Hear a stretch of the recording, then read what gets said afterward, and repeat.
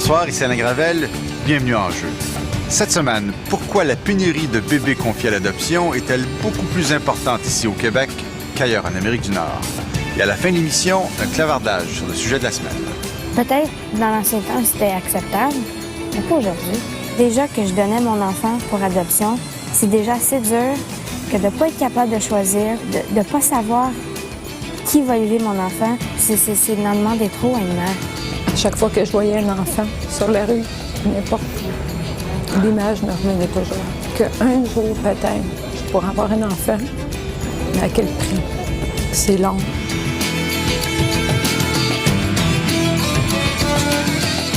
Quand on a le désir d'avoir un enfant, c'est pas dans 10 ans, c'est là qu'on a le désir de l'avoir. Quand on a le goût de fonder une famille, on veut pas attendre 15 ans avant de fonder une famille. Tu veux aller à maman? Ce couple de la région de Montréal, qui se défend bien d'être riche, a dû, il y a quelques mois, débourser 50 000 $ canadiens pour adopter la petite Émilie en Californie.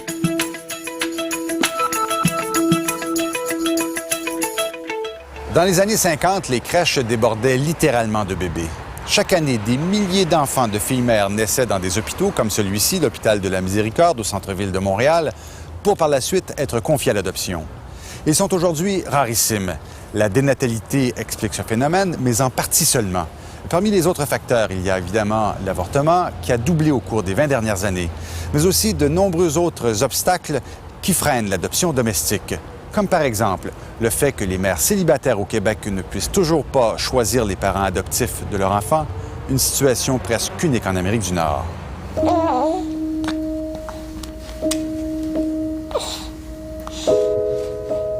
Je savais que j'avais pas les moyens de lui donner tout ce qu'il voulait dans la vie. Et de l'amour, c'est pas assez. J'aurais pu lui donner autant d'amour qu'elle voulait, trop même, mais c'est pas assez. J'avais peur de pas pouvoir avoir de la nourriture sur la table pour elle, qu'elle ait faim, qu'elle ait pas ce qu'elle veut. C'est pas ça que je voulais pour elle. Je voulais avoir une mère, un père qui avait tout à lui offrir.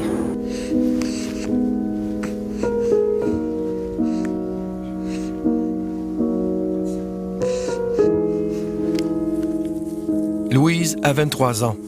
Sans sou et sans emploi, elle a tout de même décidé de poursuivre sa grossesse. Il y a quelques années, victime d'un conjoint violent, Louise avait choisi de se faire avorter. Une décision douloureuse. C'est dur, c'est pas quelque chose que tu peux juste prendre une décision du jour au lendemain. L'avortement que j'ai vécu, c'est un avortement que, dans cette situation-là, je trouvais que j'avais pas le choix. Et puis, je vais toujours le regretter. Toujours. Même à ce jour ici, je regrette de l'avoir. Mais c'était une décision que j'avais pas le choix. Pour l'enfant. Et puis, cette fois-ci, j'ai décidé de donner la vie à cet enfant-là. Elle ne s'est tournée vers l'adoption qu'en toute fin de grossesse, après plusieurs mois de réflexion, et s'est mise à la recherche d'une famille pour son enfant. J'ai tout fait pour pouvoir que cette famille que j'ai trouvée puisse adopter mon enfant. J'ai tout fait. J'ai appelé tout le monde que je pouvais penser qui pouvait avoir une réponse pour voir si c'était légal. Et puis, malheureusement, il n'y a personne qui m'a rappelé. Après avoir tenté en vain de trouver des réponses à ces questions, Louise s'est tournée vers cette avocate de Montréal. J'ai téléphoné et puis elle m'a dit que par la loi, c'était impossible qu'une famille de Montréal, du Québec, adopte l'enfant parce que les adoptions privées ne se font pas. Et puis, quand j'ai découvert ça, j'ai resté silente au téléphone. Je n'en revenais pas. Je pouvais pas croire que je pouvais pas choisir la famille. J'étais quasiment en larmes. Quand j'ai découvert que au Québec, on n'a pas le droit de choisir la famille à qui que notre enfant va, j'ai trouvé ça affreux. Et puis, de ne pas être capable de choisir la famille à qui que mon enfant va être élevé, c'est injuste. Ils n'ont pas le droit de demander ça à une mère. Elle a voulu donner son enfant à un couple. J'ai téléphoné le DPJ. Le DPJ m'a dit absolument non, on ne peut pas le faire. Doreen Brown se spécialise dans les questions d'adoption depuis une quinzaine d'années. Selon elle, le Québec devrait revoir son approche. Je pense que la mère devrait avoir le choix. Si elle veut donner son enfant à un couple, c'est elle qui va décider. Bonjour. Peu de mères célibataires choisissent l'adoption. Si elles le font, c'est en effet la DPJ qui s'occupe de placer l'enfant en fonction de ses propres listes d'attente. Si moi, par exemple, ma femme et moi connaissons une amie qui songe à se faire avorter ou encore confier son enfant à l'adoption et nous propose de l'adopter, je comprends, je peux adopter cet enfant-là, c'est ce que je comprends. Ici au Québec? Oui. C'est parce que quand on prend un consentement, on ne le prend pas en fonction d'un parent, d'une personne donnée. C'est pas un consentement dire que madame nous confie son enfant, accepte de confier son enfant en adoption au bénéfice de monsieur ou madame Intel. Ça peut pas se faire. D'accord, mais est-ce que ça veut dire que c'est monsieur et madame Integ qui vont avoir l'enfant? Pas nécessairement. Pas nécessairement. Non. Donc l'enfant, c'est ça, peut se retrouver dans une autre famille. Oui. Oui. Je dis pas qu'on ne tiendra pas compte de souhait, mais ça peut pas être conditionnel. Peut-être dans l'ancien temps, c'était acceptable, mais pas aujourd'hui. On est en 2002. Déjà que je donnais mon enfant pour adoption, c'est déjà assez dur que de ne pas être capable de choisir, de ne pas savoir qui va élever mon enfant. C'est trop. C'est d'en demander trop à une mère. Nous devons faire preuve de plus d'ouverture et aller vers l'adoption ouverte. Nous devons offrir à ces jeunes filles d'autres options. Si je sais où va mon bébé, si j'ai un portrait d'ensemble de la situation et j'ai la certitude d'avoir fait le bon choix pour l'enfant, ça devient une autre histoire. Le Dr Jensen, qui travaille dans le West Island de Montréal, est très dur à l'endroit du Québec, trop fermé selon elle, et on suggère que l'avortement aux adolescentes enceintes. D'ailleurs, en raison du caractère délicat du sujet, elle préfère s'exprimer dans sa langue. Quand je les rencontre, je leur présente toutes les options. Je leur dis, tu peux accoucher, garder le bébé, tu peux le confier à l'adoption ou finalement te faire avorter. Voilà les options, et parlons-en. Mais la croisade du Dr Jensen ne s'arrête pas là. Native de l'Ouest canadien, le Dr Jensen encourage les jeunes mères comme Louise à choisir elles-mêmes le père et la mère à qui elles veulent confier leur enfant, mettant la DPJ devant le fait accompli, que ce soit légal ou pas. C'est une zone grise. Ce n'est pas moi qui recherche ces jeunes filles pour leur offrir un service. Elles viennent vers moi naturellement dans ma pratique quotidienne. C'est à la limite de la loi, mais il faut comprendre que de toute façon, en bout de ligne, il y aura une décision judiciaire qui devra tenir compte de la situation. Si une jeune fille sort de l'hôpital et confie son enfant aux parents adoptifs qu'elle a elle-même choisis pour quelque raison que ce soit, avec l'aide d'un médecin, d'amis de la famille ou d'un principal d'école, car au fond, on ne sait jamais comment les gens se rencontrent, donc inévitablement, la question devra se retrouver devant le tribunal et la DPJ va devoir prendre une décision. Est-ce que vous avez vu dans votre pratique des couples qui avaient été choisis par une mère et que finalement la DPJ a retiré l'enfant? Est-ce que vous avez vu ça dans les dernières années? Jamais. Au cours des dernières années, le Dr Jensen dit avoir aidé une vingtaine de jeunes filles à confier leur bébé à des couples de leur choix, sous le nez de la DPJ. Ce couple de Montréal, par exemple, a pu, il y a 10 ans, grâce au Dr Jensen, rencontrer secrètement une mère adolescente et adopter ce petit garçon. Ils ont pu adopter un deuxième enfant il y a quelques années, de la même manière, et encore une fois, sans passer par les listes d'attente de la DPJ. Il est temps de faire preuve d'une plus grande ouverture et de nous ouvrir les yeux. Soyons honnêtes, ça se produit partout au Québec.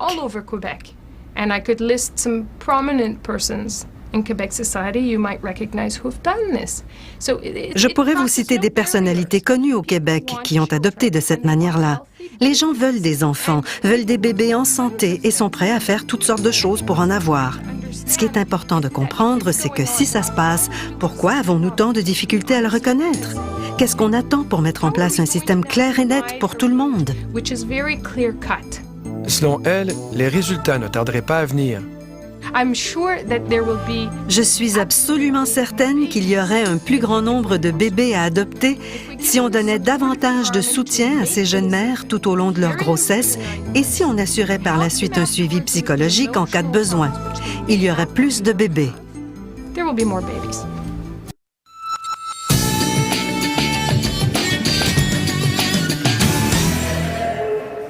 Les couples québécois qui souhaitent adopter un bébé et qui n'ont pas tous la chance de croiser sur leur route le Dr Jensen doivent s'armer de patience et être prêts à attendre jusqu'à une dizaine d'années. À chaque fois que je voyais un enfant sur la rue, n'importe où, l'image me revenait toujours. Qu'un jour, peut-être, je pourrais avoir un enfant, mais à quel prix? C'est long, c'est très long l'attente. Olivier a maintenant 1 an. Il a été confié volontairement à l'adoption par sa mère, financièrement démunie, quelques jours seulement après sa naissance. Nous, on voulait vraiment un bébé naissant ou de quelques mois. On voulait l'avoir très jeune pour lui transmettre rapidement nos valeurs. Est-ce qu'on se félicite d'avoir été si patient? Nous, on ne voulait pas faire les démarches auprès de l'adoption internationale. On voulait tenter d'adopter avant tout un Québécois.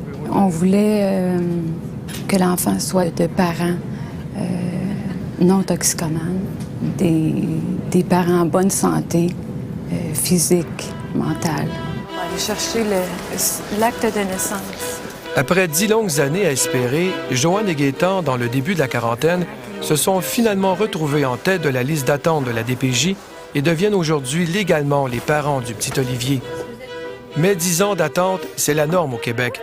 Adopter un bébé oblige les couples québécois à choisir entre payer de leur temps ou payer de leur poche. De nos jours, donc, les enfants adoptés au Québec sont généralement plus vieux ou proviennent de l'étranger.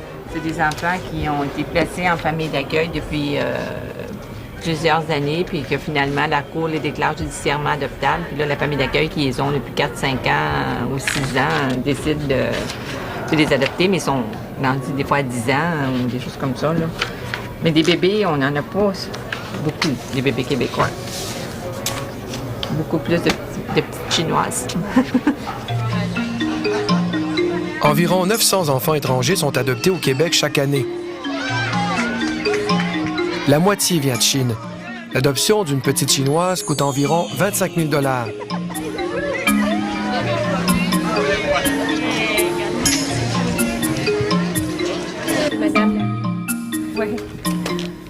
Adopter un bébé d'ici en santé, c'est gratuit, mais rarissime.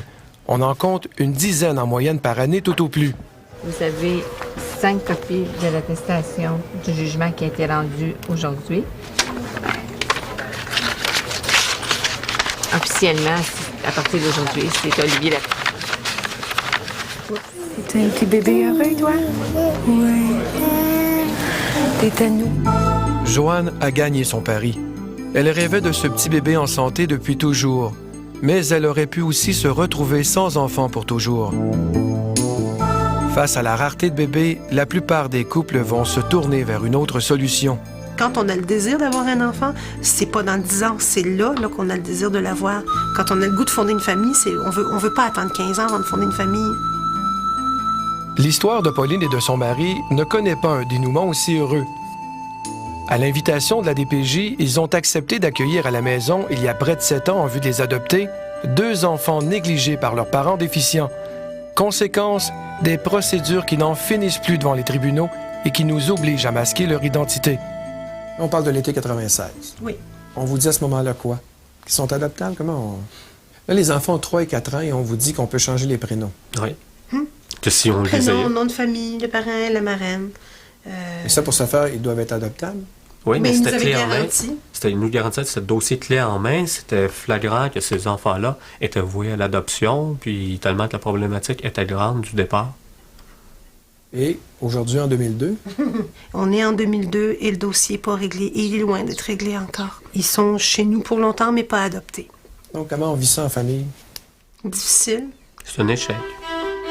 C'est après avoir tenté sans succès d'adopter un enfant du Rwanda que le couple s'est tourné vers ce que les fonctionnaires appellent la banque mixte, un programme qui regroupe des enfants négligés retirés à leurs parents par la DPJ et des familles désireuses de les adopter.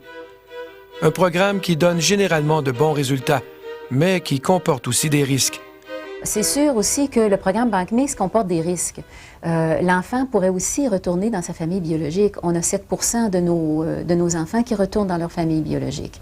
Donc, pour les postulants à l'adoption, ils ne peuvent pas adopter l'enfant immédiatement. Ils doivent vivre le stress de toutes les démarches judiciaires qu'on doit faire. Moi, je trouve ça aberrant que moi, j'agisse en tant que père envers mes enfants et que j'assume toutes les responsabilités et que j'y vois et que si je ne peux pas donner un vaccin à mon enfant à l'école sans avoir le consentement de la mère biologique, je ne peux pas aller en vacances, en camping aux États-Unis, sur une frontière dans un État voisin, sans avoir le consentement des parents biologiques, alors qu'eux n'ont pas été aptes à donner les soins essentiels, fondamentaux à l'enfant. Donc, on les informe de tout ça. On leur dit exactement ce qu'il y en est. Est-ce qu'ils comprennent toujours tout? Est-ce qu'ils prennent conscience toujours de tout ça? Il y a des gens qui nous disent, nous autres, on accepterait un petit risque.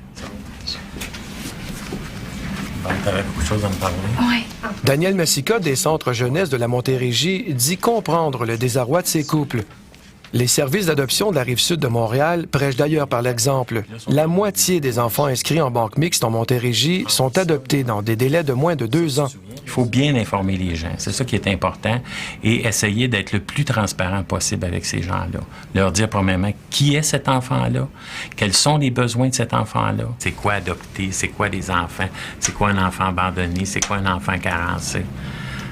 Ça, c'est évident, là. On brise leurs rêves. De la petite fille de 2 ans, blonde aux yeux bleus, sans aucun problème, fine, intelligente et tout ça. Il faut avoir une bonne dose de détermination puis être extrêmement patient. On est sur des listes d'attente qui peuvent prendre des années avant qu'ils arrivent à notre nom pour être évalués. Quelquefois, on se demande est-ce qu'ils tiennent compte de nos demandes. Parce que moi, je demandais un enfant de 0 à 8 ans, puis j'ai quand même attendu 9 ans avant d'être évalué. France Labrec de l'Association des parents pour l'adoption québécoise dénonce les lenteurs administratives. Découragée par ces délais interminables, elle a dû emprunter de l'argent pour se tourner vers l'adoption internationale.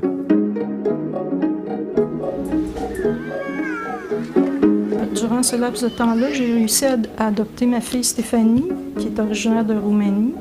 Puis j'ai décidé d'aller adopter Charles au Cambodge. Puis Charles avait 6 ans et demi lorsque je l'ai adopté. Stéphanie avait 5 ans. Donc, je suis certain qu'au Québec, il y avait des petits-enfants de ces âges-là aussi qui attendaient d'être adoptés. Madame Labrec estime que le Québec n'a pas encore réglé ses comptes avec son passé et qu'il y a encore, malheureusement, trop de préjugés face à l'adoption. C'est très mal vu de confier ton enfant à l'adoption. On traite encore ça comme un abandon, alors que ça peut être un geste d'amour énorme qui peut être fait avec sérénité si on les aide, mais on ne semble pas du tout les enligner vers ça.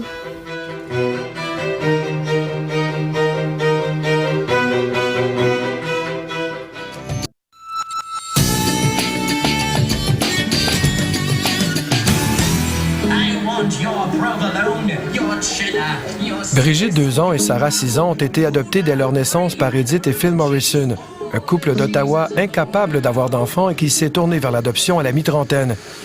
Mais moi, j'ai trouvé ça très pénible, attendre pour avoir un enfant. Là, premièrement, après tout le processus d'infertilité, c'est quelque chose qui semblait jamais aboutir. Alors, même si on a été très chanceux, parce qu'on n'a pas attendu très longtemps, on a attendu 1 an et demi, j'ai trouvé ça vraiment dur. Oui! Non? Je pense que oui. Toi, tu es fatigué. Les Morrison n'ont envisagé l'adoption qu'après de longues années sans succès en clinique de fertilité. Contrairement au Québec, les couples infertiles en Ontario peuvent encore adopter des bébés dans des délais raisonnables. On essaie d'avoir un enfant, puis là, ça marche pas, ça fonctionne pas. C'est que là, on va voir des docteurs, ça pourrait... Même ça, c'est dur d'arrêter, parce que dans le processus d'infertilité, tu as toujours espoir que la prochaine fois, ça va marcher. Fait que tu sais jamais quand est-ce qu'il faut que tu arrêtes. Fait qu'il y a tout ça, hein. Il faut que tu fasses un choix. C'est ça. Puis c'est quand on est rendu au point qu'on est prêt à adopter, c'est que t'es déjà écœuré, là. Puis tu veux ton bébé tout de suite. Ils se sont donc tournés vers une agence privée d'adoption, ce qui est légal et reconnu en Ontario. Les résultats n'ont pas tardé à venir. La première, on a attendu 1 an et demi. On était enregistré avec une agence seulement. Mais la deuxième, on s'est enregistré avec 4.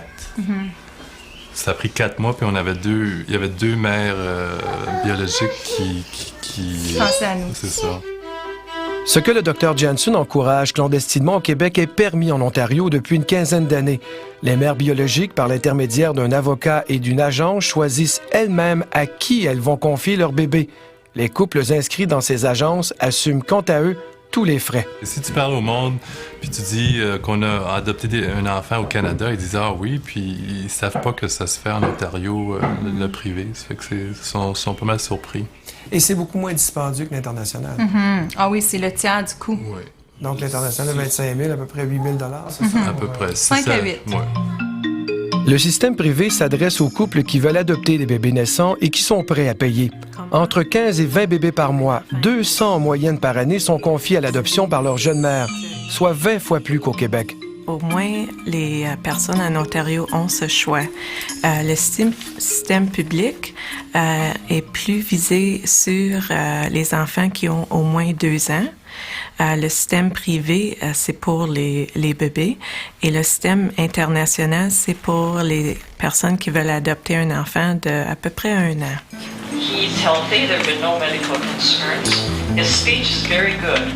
Le système public ontarien, l'équivalent des banques mixtes québécoises, regroupe des enfants victimes pour la plupart de négligence. Bright blue eyes, blonde hair, and fair skin. The characteristic appearance of a child with Down syndrome. Cette foire aux enfants, organisée 2 fois par année à Toronto, vise à leur trouver des parents. Si le système public a de la difficulté à trouver preneur pour ses enfants, c'est tout le contraire au privé. Bonne nuit, maman. Bonne nuit. Fais-moi beau bec. Je t'aime. Plus de 2000 couples sont inscrits dans les agences de la province et espèrent être choisis par une mère qui, elle seule, décidera en bout de ligne. OK. Ici. Donc, le fait que la mère soit impliquée, ça compte. Là. Oui. Ça compte parce que ils sont en contrôle du processus. S'ils vont à un système public, c'est les professionnels là qui prennent les décisions. Mais à travers le système privé, c'est les parents biologiques qui prennent les décisions à propos de quelle famille, quelle sorte d'adoption qu'ils veulent. Oui, Billy-bou. On ferme la lumière. L'adoption, c'est pas comme avant, c'est pas quelque chose qui est entouré de secrets. C'est plus ouvert, on en parle, on parle aux enfants qui sont adoptés. Alors, le plus qu'on en parle, le plus qu'on normalise vraiment le processus d'adoption.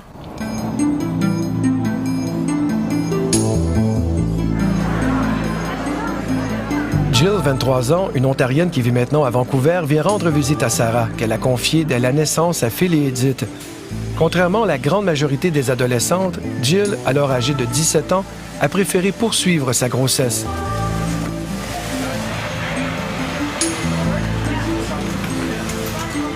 I thought about it, and it was like a quick, easy way out, and it just wasn't an option. After, thinking about it, it just wasn't the right thing for me. My trust in them makes it that much easier for me.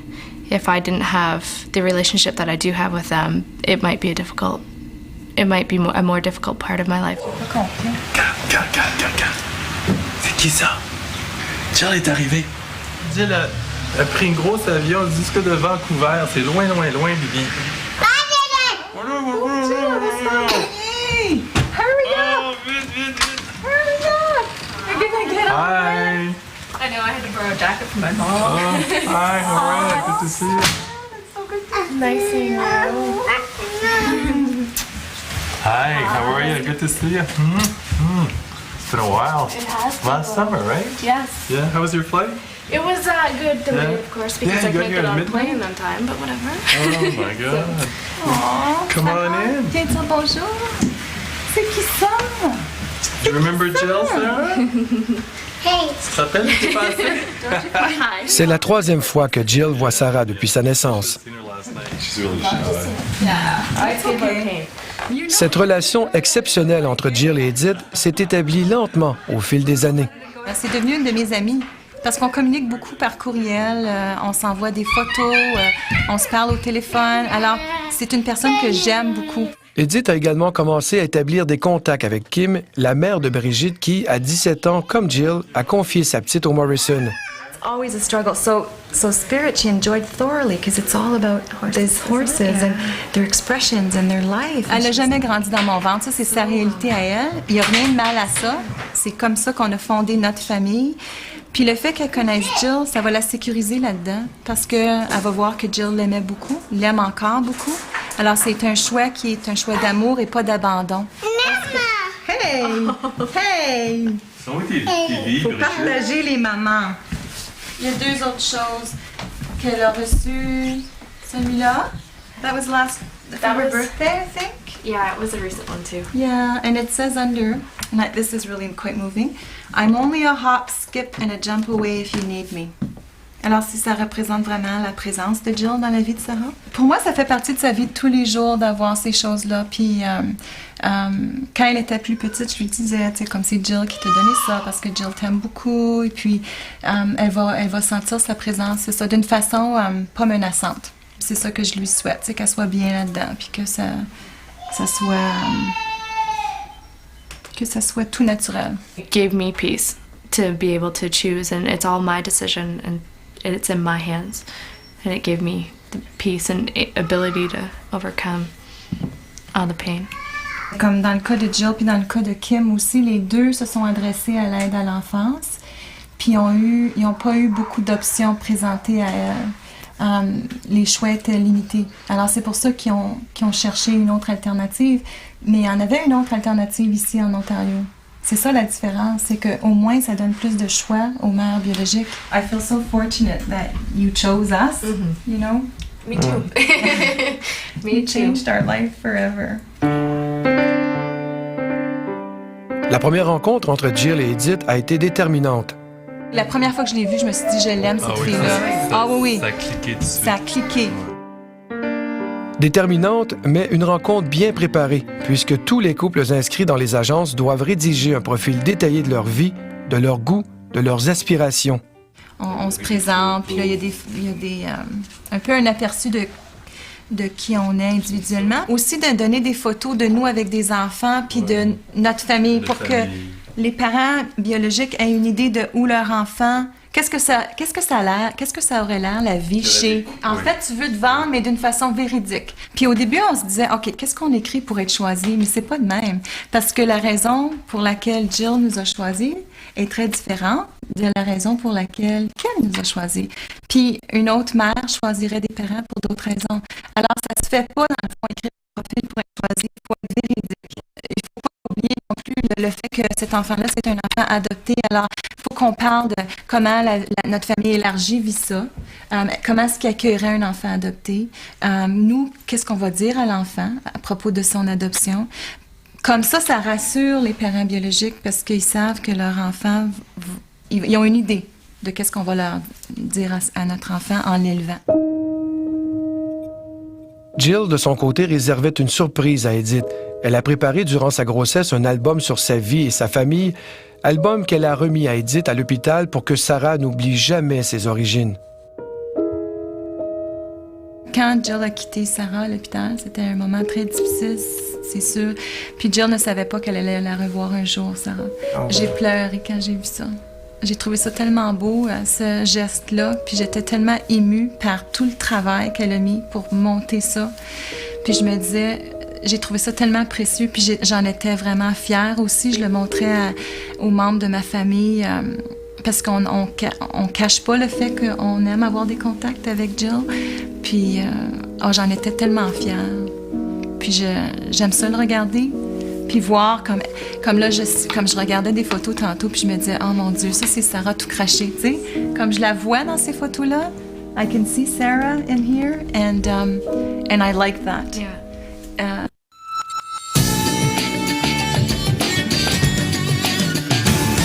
Beautiful, right? J'ai beaucoup de respect pour les mères parce que c'est vraiment une décision d'amour pour leur bébé. Ils veulent qu'est-ce qui est de mieux pour le bébé à long terme. Hélène Brown, travailleuse sociale à Cornwall, en Ontario, intervient régulièrement auprès des jeunes mères enceintes. Elle les accompagne tout au long du processus d'adoption. C'est quelques outils qu'on utilise pour aider aux familles adoptives, aux mères biologiques. Madame Brown vient même en aide à des jeunes Québécoises qui préfèrent quitter le Québec pour pouvoir choisir les parents de leur enfant.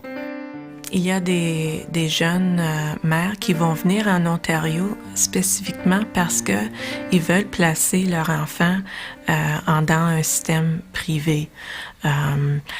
Ils ont peut-être rentré en contact avec une agence ou un avocat en Ontario et en ce moment, ils peuvent rentrer dans le processus de choisir une famille, de rester en contact et faire ça tout à travers un système privé à comparer d'un système public où ils n'auront pas de choix.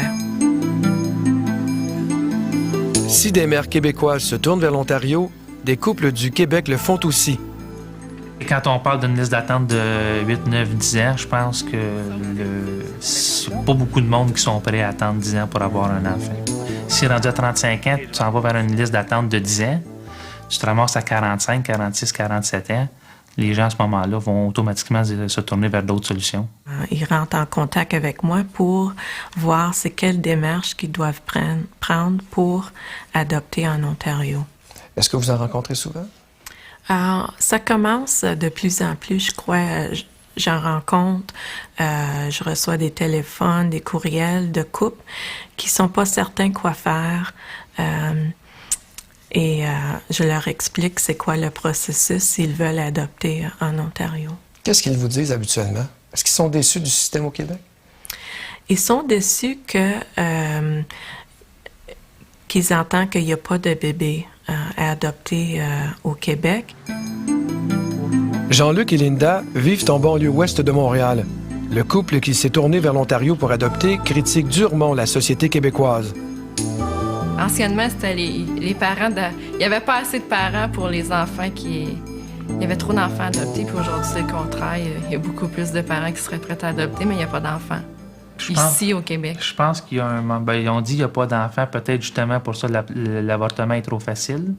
Puis le système fait que les gens qui veulent adopter, quand ils regardent dans le système dans lequel on est, les périodes d'attente, les risques avec les banques mixtes, ces choses-là, les gens, au lieu d'adopter au Québec, vont simplement aller adopter soit dans un autre pays ou des choses comme ça. Moins d'un an après leur inscription dans une agence privée, les démarches du couple portaient fruit. En octobre dernier, on a eu une rencontre à Toronto où il y avait une présentation de profil d'enfants. On a rencontré notre travailleuse de l'agence qui nous a avisé qu'à ce moment-là, elle avait une mère qui était sur le point d'accoucher, qui avait déjà fait une présélection dans tous les dossiers qu'elle avait, puis on était parmi les 3 qu'elle avait retenus. Malheureusement, ça n'a pas fonctionné, mais bon, on continue à espérer. C'est un ami qui leur a parlé de l'Ontario et leur a suggéré de communiquer avec les services de l'adoption québécoise. On s'est informé au centre de jeunesse pour savoir, écoute, on a entendu parler qu'on pouvait adopter en Ontario. Ils nous ont dit qu'ils connaissaient pas ça, qu'ils ne savaient pas. Puis finalement, ils nous ont, à force de parler d'une personne, puis une autre personne, puis une autre personne, on est fini par se faire dire que oui, ça se faisait, mais c'était la même chose que l'international. Je ne sais pas pourquoi, mais chaque adoption d'Ontario dans le Québec est mis dans le même domaine que une adoption internationale. Et ça, peut-être, a besoin d'être évalué aussi. Est-ce que c'est comme ça avec les autres provinces aussi ou c'est juste pour le Québec? C'est juste pour le Québec. Contrairement à l'international où les couples sont bien conseillés, Jean-Luc et Linda ont dû se débrouiller eux-mêmes. Ils nous ont partis dans le sens où ils ont ouvert le dossier. Ils nous ont envoyé des documents complétés pour un dossier standard à l'international. Ils nous ont dit qu'on devait rencontrer une psychologue. Puis après que le rapport de la psychologue, c'est tu choisis ton agence, tu t'en vas comme tu rouvres tes portes toi-même. Parce qu'il ne semblait pas savoir comment ça fonctionnait. Il ne semblait pas savoir là, comment diriger les gens. Donc, c'était un petit peu avec la personne qu'on connaissait, puis l'agence en Ontario, là, qu'on a réussi à aller établir le chemin puis le cheminement qu'on devait faire. Ah, bonjour Sonia, Gabrielle. Bonjour. Et la petite Émilie. Ça va? Pendant que des couples choisissent l'Ontario, d'autres se tournent vers les États-Unis. Elle est très grande maintenant. Doreen Brown rencontre souvent des couples découragés par les longs délais au Québec. Généralement, un couple qui se marie ne sont pas au courant qu'ils ne peuvent pas avoir un enfant. Alors, ils sont 35 ans quand ils décident, bon, on doit adopter. Mais à 35 ans, si on veut adopter, on ne veut pas attendre 10 ans. Alors, ils sont étonnés. Ils viennent me voir et disent, est-ce que c'est possible pour moi d'adopter un enfant? Oui, c'est possible, mais il faut suivre certaines étapes. Combien de temps est-ce que ça va nous prendre? Quand je dis 6 mois, 1 an, ça peut aller même des fois à 2 ans. Ils sont prêts à accepter ça, parce que c'est beaucoup plus vite. Alors, viens. C'est pas gratuit. C'est pas gratuit du tout, non. Et si on adopte un enfant des États-Unis, on paye en argent américain. Tu veux aller à maman? Ce couple de la région de Montréal, qui se défend bien d'être riche, a dû, il y a quelques mois, débourser 50 000 $ canadiens pour adopter la petite Émilie en Californie. Cette somme importante a surtout servi à payer leurs frais de séjour aux États-Unis, l'hospitalisation et l'agence américaine qui a servi d'intermédiaire. Small World nous a demandé de préparer un rapport. Et un rapport sur nous, notre famille, notre jeunesse, etc. Ce rapport-là, d'environ 12 pages, a été transmis à des mères biologiques. Et là, on attend. On a attendu qu'une mère biologique nous choisisse. Et on était chanceux parce qu'au mois de novembre, il y avait une mère qui a aimé notre présentation. Et Small World nous a contactés en disant qu'il y avait une possibilité d'avoir un enfant au mois de mars. Sonia et Gabrielle se sont donc rendus en Californie en mars dernier et ont même pu assister à l'accouchement de leur petite. Quand on l'a vu venir au monde, c'est moi qui l'infirmière, elle savait que c'était nous les parents qui allaient l'adopter. Tout de suite, elle l'a donné à moi. J'étais vraiment là à côté. Moi, j'étais apporter l'enfant à sa mère biologique parce que pour moi, c'est important que la mère voie son enfant. Je pense que je voulais vraiment être sûre de cette décision. Tu étais prêt à le confier à quelqu'un d'ici, ton enfant? Oui. Mais par la loi, je pouvais pas. C'était pas légal. Révoltée, Louise a elle aussi choisi les États-Unis pour son bébé. Tout ça pendant que Sonia et Gabrielle menaient leur démarche en Californie. J'ai quitté le Québec. Je suis partie aux États-Unis. Comment tu t'es rendu aux États-Unis? En autobus. J'ai pris un autobus, j'ai traversé. J'étais allée aux États-Unis et à la station d'autobus, l'autre côté, ils m'ont ramassée. Là, t'es toute seule? Toute seule. T'es enceinte de 8 mois et 3 semaines. Tu prends l'autobus seule. Seule. Tu t'en vas au poste frontalier de la Colle. Et à Plattsburgh, la famille américaine t'attendait. Oui. Et t'arrives finalement à destination combien d'heures plus tard? 8-9 heures d'auto. Le lendemain soir, j'ai accouché. Ils étaient là dans la salle d'accouchement quand j'ai accouché. La mère adoptive, elle a coupé le cordon. Et puis, tout le temps que j'étais à l'hôpital, ils venaient me voir tous les jours.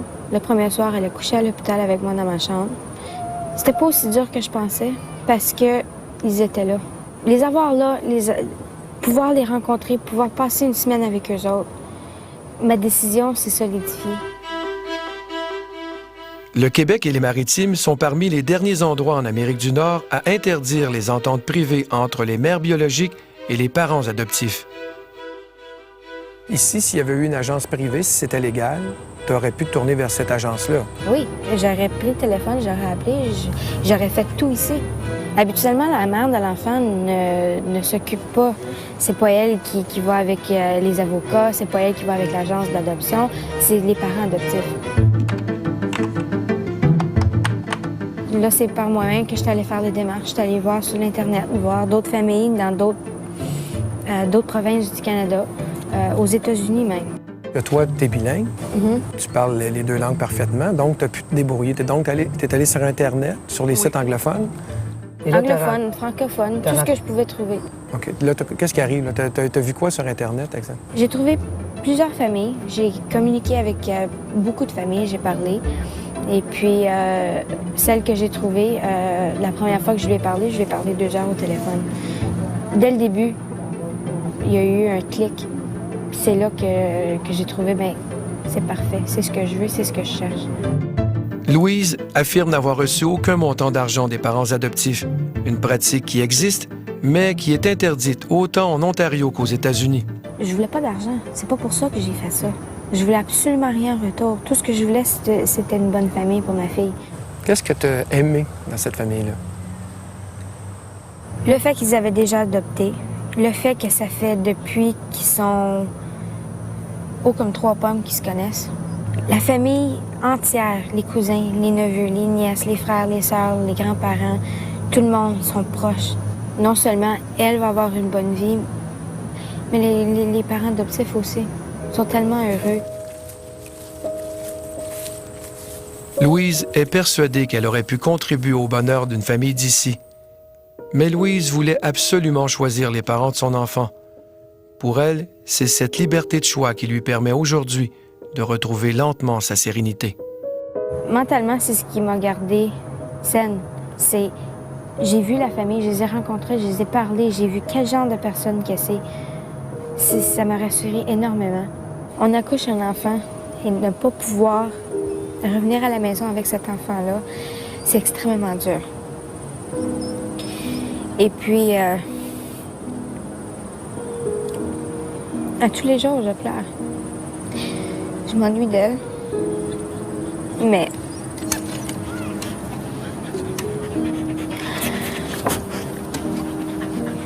je sais qu'elle est bien. Il n'y a jamais rien qui va lui manquer. Et c'est ce que je voulais pour elle. C'est pour ça que j'ai fait ça.